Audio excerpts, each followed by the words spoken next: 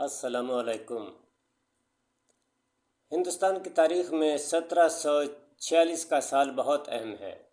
اس سال East India company اور فرانسیسیوں کے درمیان کرناٹک کی جنگوں کا سلسلہ شروع ہوا۔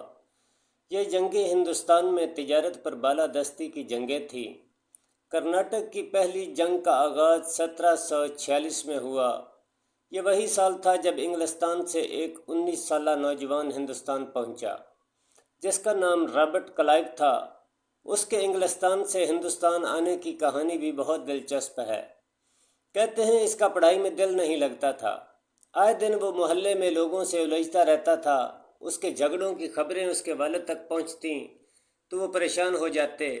تب ایک دن اس کے والد کے ذہن میں ایک خیال آیا اور انہوں نے اپنے ایک جاننے والے کی مدد سے بیٹے کو ایسٹ انڈیا کمپنی میں ایک معمولی سی ملازمت دلا دی، جہاں اس کا عہدہ جونیئر کلرک کا تھا۔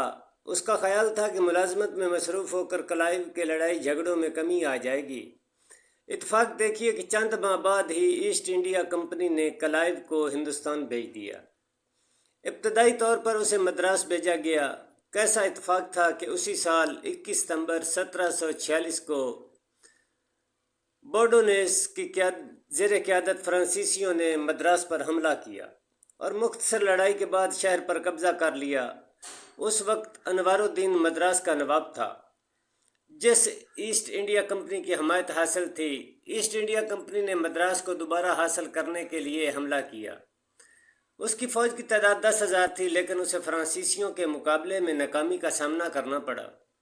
جنگ کے خاتمے پر 1748 میں ایک معاہدے پر دستخط کیے گئے جس کے مطابق انگلستان نے شمالی امریکہ میں ایک علاقہ فرانس کے سپرد کر دیا اور اس کے بدلے میں ایسٹ انڈیا کمپنی کو مدراس کا کنٹرول واپس کر دیا گیا۔ فرانسیسیوں کے درمیان جاری چپکلش پہلی کرناٹک جنگ کے بعد ختم نہ ہوئی، بلکہ اس میں مزید شدت آ گئی۔ کرناٹک کی پہلی جنگ میں رابرٹ کلائیو مدراس میں تھا۔ وہ ایسٹ انڈیا کمپنی میں ایک معمولی کلرک تھا اور حال ہی میں انگلستان سے مدراس آیا تھا۔ مدراس پر حملے کے دوران فرانسیسی فوج جب ایسٹ انڈیا کمپنی سے منسلک افراد کو گرفتار کر رہی تھی تو رابرٹ کلائیو نے بھیس بدلا اور جان ہتھیلی پر رکھ کر سینٹ ڈیوڈ فورٹ تک پہنچ گیا۔ اسے پہلی بار کسی جنگ کو قریب سے دیکھنے کا موقع ملا تھا۔ سینٹ ڈیوڈ فورٹ پہنچ کر اس نے فیصلہ کیا کہ کمپنی کے جونیئر کلرک کے عہدے کے بجائے فوج کا حصہ بننا چاہیے، کیونکہ جنگ اس کے مزاج سے قریب تر تھی۔ کرناٹک کی پہلی جنگ میں اگرچہ رابرٹ کلائیو کا براہ راست کردار نہیں تھا، لیکن اس کا مشکل حالات میں سینٹ ڈیوڈ فورٹ پہنچنا اور اپنی صلاحیتوں کو استعمال کرنے کے مواقع فراہم کر رہی تھی۔ کرناٹک کی دوسری جنگ 1749 میں شروع ہوئی اور 1754 تک جاری رہی۔ اس جنگ کا پس منظر یہ تھا کہ حیدرآباد اور کرناٹک کی وراثت کی جنگوں میں ایسٹ انڈیا کمپنی اور فرانسیسی اپنے اپنے حمایت یافتہ افراد کو اقتدار دلوانا چاہتے تھے۔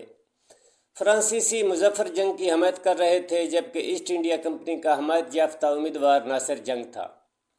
فرانسیسیوں اور مظفر جنگ کی فوجوں نے ایسٹ انڈیا کی حمایت یافتہ امیدوار ناصر جنگ کو شکست دے دی اور یوں فرانسیسیوں نے مظفر جنگ کو حیدرآباد کا نواب بنا دیا۔ اگلے ہی سال فرانسیسیوں نے اپنے حمایت یافتہ امیدوار چند اصحاب سے مل کر ایسٹ انڈیا کمپنی کے حمایت یافتہ امیدوار انوار الدین کو شکست دی اور اسے قتل کر دیا۔ یوں فرانسیسی حمایت یافتہ چندہ صاحب کرناٹک کا نواب بن گیا۔ یہ فرانسیسی افواج کی واضح برتری تھی۔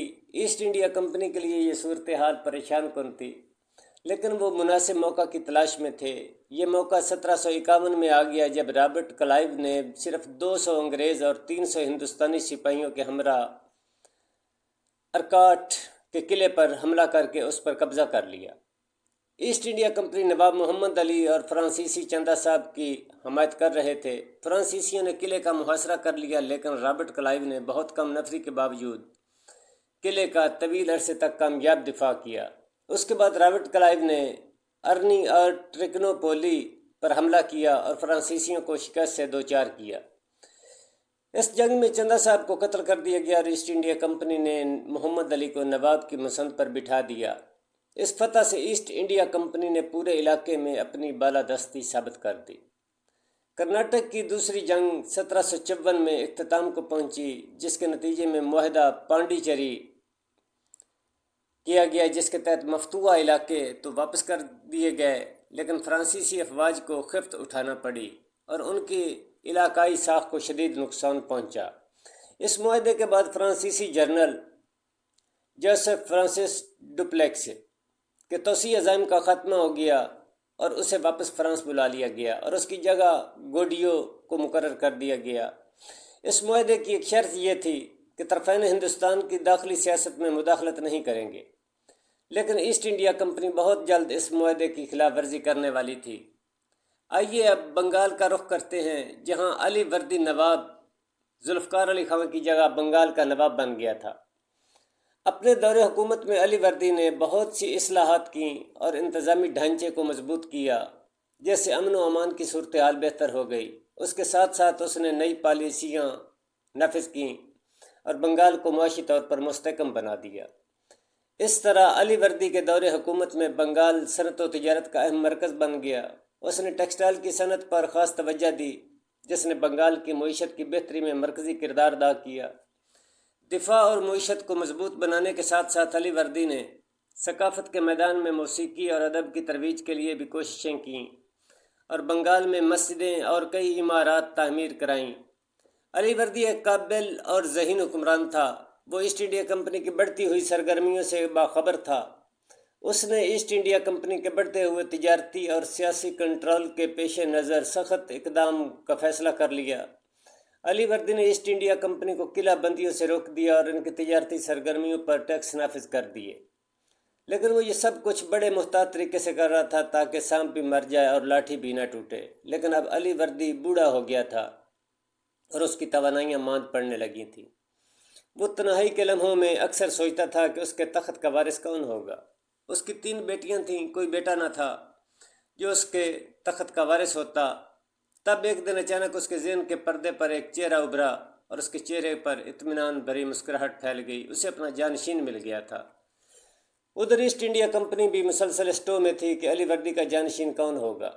انہیں یقین تھا کہ چونکہ علی وردی کا اپنا کوئی بیٹا نہیں، وہ ضرور اپنے داماد نوازش خان کو جانشین بنائے گا۔ یہ سوچ کر انہوں نے پہلے سے ہی نوازش خان کو شیشے میں اتارنے کا کام شروع کر دیا تھا، لیکن قدرت کو کچھ اور ہی منظور تھا۔ جہاں دیدہ بوڑھے علی وردی نے اپنی موت سے 4 سال پہلے 1752 میں ایک ایسے شخص کو جانشین بنانے کا اعلان کیا جس کا نام سنتے ہی ایسٹ انڈیا کمپنی کی امیدوں پر پانی پھر گیا۔